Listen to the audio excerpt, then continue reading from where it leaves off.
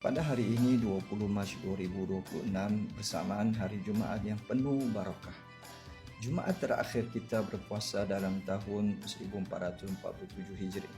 Saya mengambil kesempatan ini untuk bermuhasabah dan merendahkan hati memohon kemaafan. Dalam suasana Ramadan yang hampir melabuhkan tirainya sebentar lagi, saya ingin menyusun 10 jari memohon ampun dan maaf kepada rakan-rakan dalam penerangan parti warisan. Khususnya Datuk Aziz Jaman, Jasni, Adi, Wan, Basri, Afrizan, Thomas, Sarizal dan Azrul. Saya kirimkan salam kemaafan dari kejauhan. Andai ada kata yang tersalah, bicara yang kasar atau tindakan yang mengguris hati, saya mohon dimaafkan segalanya. Tidak lupa juga saya ingin mengatakan kepada Presiden Parti Warisan, Barisan Timbalan Presiden, Naib-Naib Presiden, Setiausaha Agung, Ahli Majlis Kerja Tertinggi, Ketua-Ketua Bahagian serta seluruh ahli Parti Warisan. Saya dengan penuh keikhlasan memohon kemaafan dan mengucapkan selamat menyambut Hari Raya Aidilfitri.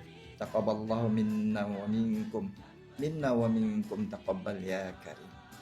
Walaupun hari ini saya tidak lagi bersama Parti Warisan, namun saya percaya ukhuwah tidak pernah terputus. Kita tetap bersaudara sebagai umat Islam dan sebagai rakyat Sabah yang cintakan negeri ini.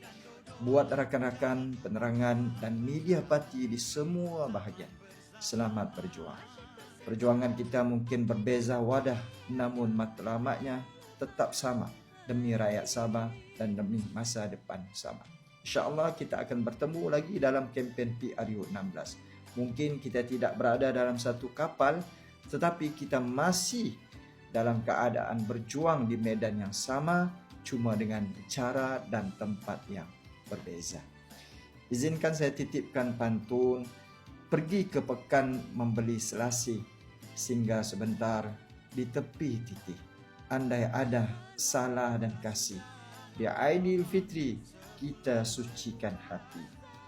Bunga melur harum mewangi, disusun indah di atas para. Andai terpisah arah dan haluan kini, silaturahim tetap kita pelihara.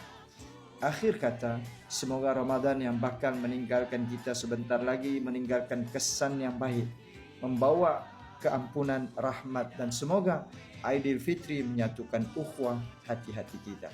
Selamat Hari Raya Aidilfitri, maaf zahir dan batin.